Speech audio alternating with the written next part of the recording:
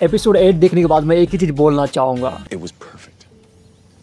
Perfect. Everything, down to the last minute details. Crazy भाई crazy, क्या ही बवाल episode था, जहां पर हमें इस एपिसोड में क्या क्या देखने को नहीं मिला। डेमन टारगेरियन का स्वैग, रेनेरा टारगेरियन का मैड क्वीन में ट्रांसफॉर्म होना, ऑर्मोना हाईटावर के गांड में चाकू डालना, हेलेना टारगेरियन की मौत, एगोन टारगेरियन को एमन टारगेरियन को थप्पड़ मारना, और ऊपर से हमें उल्फ वाइट का एक बिट्रेयल देखने को मिलना, जहां पर लास्ट में उल्फ वाइट ने तो पूरी गांड ही मार ली थी। करेंगे एक एक करके हर चीज पे बात करेंगे, जहां पर शुरुआत से शुरू करते हैं। और अगर आप चैनल पहली बार आए हो तो एक बार आप चेक कर लेना कि आप वीडियो को लाइक एंड चैनल को सब्सक्राइब किए हो कि नहीं। तो देखो, एपिसोड की स्टार्टिंग होती है जब रेनेरा टारगेरियन की पता चलता है कि एगोन टारगेरियन अभी भी जिंदा है और उसका सन फायर ड्रैगन भी जिंदा है, जिससे रेनेरा टारगेरियन के होश उड़ जाती है और वो जाती है डेमन टारगेरियन के पास, जहां पर डेमन टारगेरियन अपने आर्मर पहन रहा होता है। और भाई साहब, डेमन टारगेरियन का आर्मर कितना ज्यादा कूल लगता है, जहां पर रेनेरा टारगेरियन काफी ज्यादा पैनिक में होती है और वो एगोन टारगेरियन के बारे में बता रही होती है डेमन टारगेरियन को, जहां पर डेमन टारगेरियन उसे समझाता है और रेनेरा टारगेरियन कुछ ज्यादा ही समझ जाती है, जो कि हमें आगे एपिसोड में देखने को भी मिलता है। फिर हमें ओल्ड टाउन से दिखाया जाता है ऑर्मोना हाईटावर, जहां पर वो डेरेन टारगेरियन को नाइट घोषित कर रहा है। और मुझे एक बात बताओ, यहाँ पे डेरेन टारगेरियन को डेरेन द डेरिंग किस बात का बोला जा रहा है? भाई, आपने शो में ऐसा क्या काम किया हो कि डेरेन को डेरेन द डेरिंग बुलाया जा रहा है? बुक में तो समझ में आया था कि डेरेन टारगेरियन ने पूरे बैटल ऑफ हनीबाइन में अपना हीरोइक एंट्री से पूरे बैटल में बवाल मचा दिया था, जिससे उसे डेरेन द डेरिंग कह के बुलाया जाता है बुक में।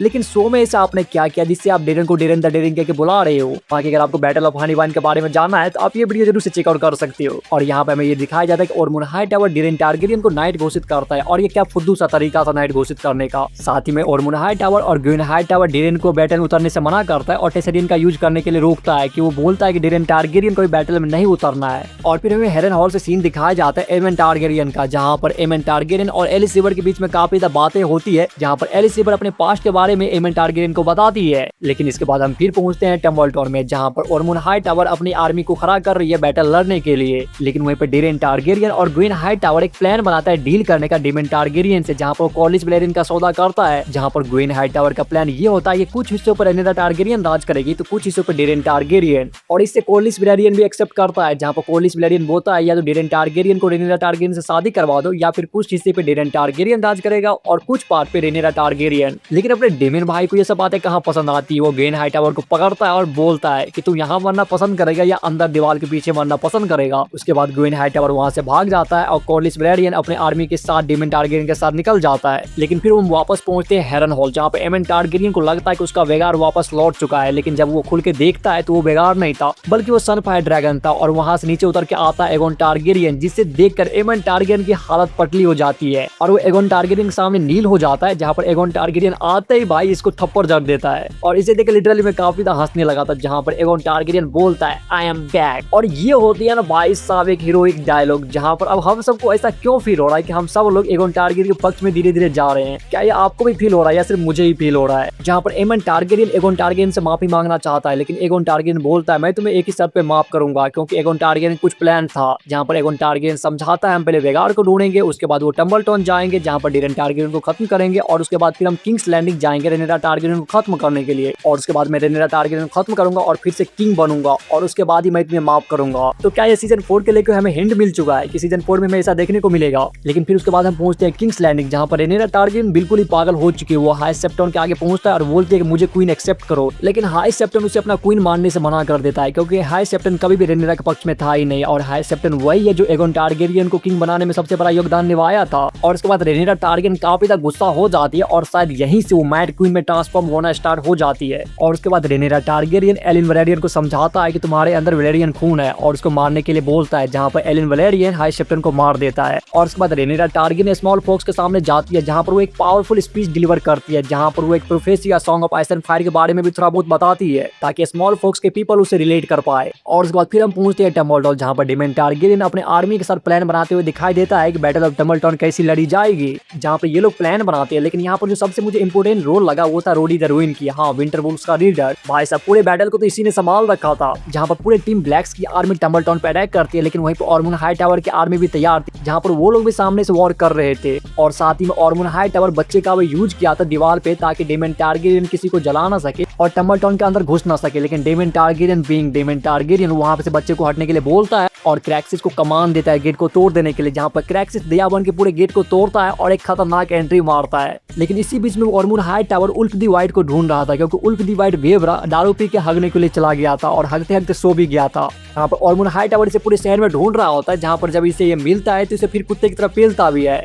उल्फ दी वाइट तो यही बोल रहा होगा। और इसके बाद बैटल ऑफ टम्बलटॉन काफी ब्रूटल स्टेज में पहुंच जाती है, जहाँ पर ऑर्मन हाईटावर का फाइट होता है रोडी द रूइन से, जहाँ पर इन दोनों का फाइट काफी ज्यादा इंटरेस्टिंग था। साथ ही में नीचे फाइट चल रही थी डेमन टारगेरियन और जॉन रॉकस्टन का, जहाँ पर दोनों के पास ही ब्लेडिंग स्टील स्वॉर्ड था। लेकिन इतने में ही उल्फ दी वाइट अपने सिल्वर विंग ड्रैगन पर बैठता है और पूरे बैटल में तबाही मचाना स्टार्ट कर देता है, जहाँ पर वो सबसे पहले अपने टीम ब्लैक्स की आर्मी को धोखा देता है और टीम ब्लैक्स की आर्मी को जलाना स्टार्ट कर देता है। और इसी बीच में ऑर्मन हाईटावर रोडी द रूइन का हाथ काट देता है, क्योंकि बुक में भी ऐसा ही हुआ था। लेकिन बुक में ऑर्मन हाईटावर का साथ उसका भाई दे रहा था, लेकिन शो में यहाँ पर ऑर्मन हाईटावर का भाई नहीं है। तो यहाँ पर ऑर्मन हाईटावर अकेले ही रोडी द रूइन का हाथ काट देता है। लेकिन इसके बाद रोडी द रूइन अपनी चाकू ऑर्मन हाईटावर के गान में डाल देता है, लिटरली, जहाँ पर सामने से उड़ते हुए आ रहा था सिल्वर विंग और उस पे बैठा था उल्फ दी वाइट, जहाँ पर वो बोलता है ऑर्मन हाईटावर को फक यू टू, और ऑर्मन हाईटावर और रोडी द रूइन को भी जला देता है। यहाँ पर रोडी द रूइन तो खुशी खुशी मरना एक्सेप्ट कर लेता है और ये रोडी द रूइन के लिए एक परफेक्ट एंडिंग भी था, जहाँ पर पूरे टम्बलटाउन में तबाही मच रही थी। और ये डेमन टारगेरियन को जब रियलाइज होता है तो डेमन टारगेरियन देखता है कि काफी सारे मासूम लोग मारे गए हैं, जहाँ पर ये बिल्कुल ही सिनेरियो सेम था गेम ऑफ थ्रोन्स में जब हमें जॉन स्नो का सिनेरियो दिखाया गया था, जब पूरे किंग्स लैंडिंग की फॉल हो रही थी और जॉन स्नो रियलाइज करता है कितने सारे मासूम लोग मारे जा चुके हैं। और सेम यही चीज यहाँ पर डेमन टारगेरियन के साथ भी हुआ,